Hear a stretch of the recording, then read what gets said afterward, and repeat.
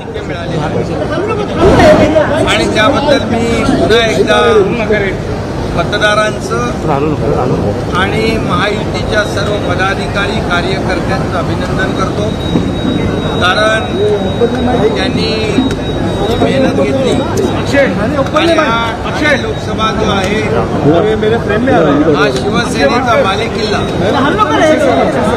धर्मवीर आनंद दिघे साहेबांचा बालेकिल्ला, बाळासाहेब ठाकरे शिवसेना प्रमुख यांचं प्रेम असलेला ठाणे जिल्हा, ठाणे लोकसभा यामध्ये महायुतीचा भगवा झेंडा विजयाच्या रूपाने ठेवला आणि एक सर्वसामान्य कार्यकर्ता या मतदारसंघामधून उमेदवार होता आणि सर्वांनी भरभरून प्रतिसाद दिला आणि ठाण्याचा बालेकिल्ला अबाधित राहिला ठेवला। ठाण्यामध्ये विकासाला मतदान लोकांनी केलं, जनतेनी, कारण गेले अनेक वर्ष या ठाणे लोकसभा मतदारसंघामध्ये झालेला विकास आणि केलेलं काम, आणि मी आपल्याला हेही सांगेन की राज्य सरकारने केलेलं 2 वर्षातलं काम आणि मोदी सरकारने केलेलं 10 वर्षातलं काम याची देखील पोचपावती या विजयामध्ये नक्की मतदारांनी दिली। भाई, एकंदरीत पाहायचं झालं तर खरा शिक्षक कोण, नकली शिक्षक, खरा शिक्षक कोण, नकली शिक्षक कोण असं म्हणलं जात होतं, मतदारांनी आज दाखवलं का? ठाणेकरांनी त्यांची जागा त्यांनी दाखवली आणि ठाणेकरांनी त्याचं काम दाखवून दिलेलं आहे, कार्यक्रम केलेला आहे। त्यामुळे नरेंद्र मस्के विजयी झाले, त्यांचं मी मनापासून अभिनंदन करतो।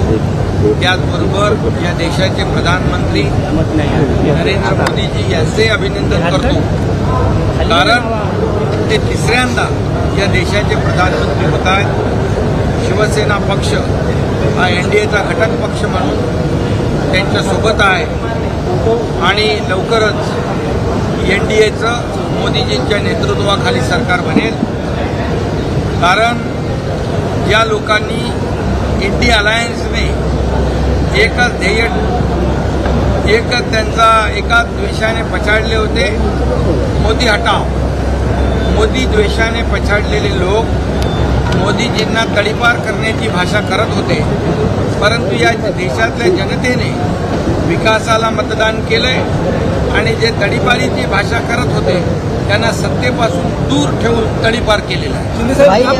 आणि त्यामुळे आज आम्ही जे विकासाचं राजकारण करतो यापुढे देखील विकासाचा अजेंडा आमचा असणार आहे। राज्यामध्ये विकासाला प्राधान्य आम्ही दिलं आहे आणि त्यामुळे ठीक आहे, या देशातल्या जनतेने पुन्हा एकदा नरेंद्र मोदीजींना पसंती दिलेली आहे।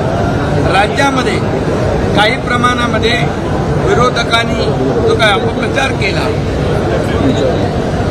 संविधान बदलणार म्हणून दिशाभूल केली आणि त्या अपप्रचाराचा त्यामध्ये आम्ही थोडी त्याच्यामध्ये त्यांचा गैरसमज दूर करायला कमी पडलो, याचा नक्की विचार आम्ही करू आणि नक्की त्याच्यामध्ये दुरुस्त करू, त्यांचा संभ्रम दूर करू आणि वोट बँकेचं ज्यांनी राजकारण केलेलं आहे त्या लोकांनाही सांगू इच्छितो की वोट बँकेचं राजकारण हे कायम टिकत नसतं, हे बाळासाहेबांना देखील आवडलं नसतं आणि ज्या लोकांनी आज या संभ्रमाला बळी पडले त्यांना देखील नक्की कळून येईल, यांचा खरा चेहरा दिसेल।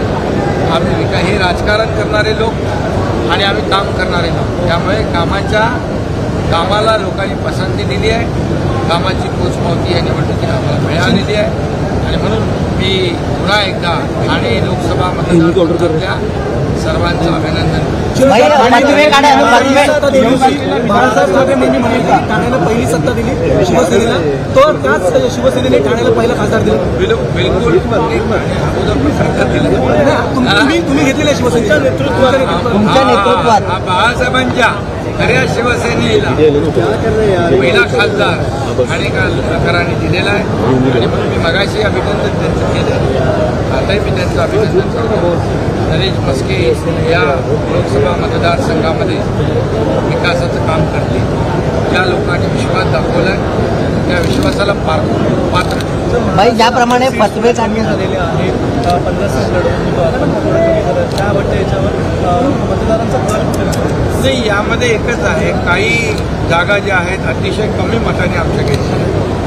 काही ठिकाणी जागा जाहीर करायला थोडा उशीर झाला, हेही त्याच्यामागचं कारण असू शकतं. याची कारण मीमांसा नक्की आम्ही करू आणि त्याचबरोबर मगाशी म्हटल्याप्रमाणे जे काही संभ्रम आणि अपप्रचार करण्यामध्ये जे सक्सेस झालेले आहेत याचा देखील आम्ही नक्कीच संभ्रम दूरही करू आणि जे काही त्रुटी राहिलेल्या आहेत ते दूर. केंद्रामध्ये काय म्हणतात ते यशस्वी नाही, इंडियाला सरकार होऊ शकत नाही, कारण आपलं मोदीजींच्या नेतृत्वाखालचं एनडीए सरकार हे सरकार बनवतं. कारण बहुमत आम्हाला मिळालेलं आहे, म्हणजे भारतीय जनता पक्ष आणि इतर मित्र पक्षांनी मिळून जे बहुमताचा आकडा जो आहे तो पार केलेला आहे. त्यामुळे खऱ्या अर्थाने ज्यांचा उद्देश होता मोदीजींना तडीपार करायचा त्या लोकांना या देशातल्या जनतेने तडीपार केला.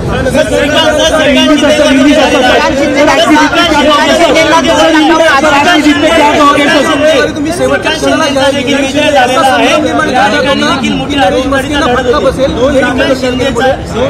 काही दिसलं नाही आणि लोकसभा आज शिवसेनेचा मालिक त्यामुळे असे किती आले गेले आणि घर बरोबर. लोकदर्शन मराठी चॅनलला सबस्क्राईब करा, बेल बटनला क्लिक करा व लाईक करायला विसरू नका.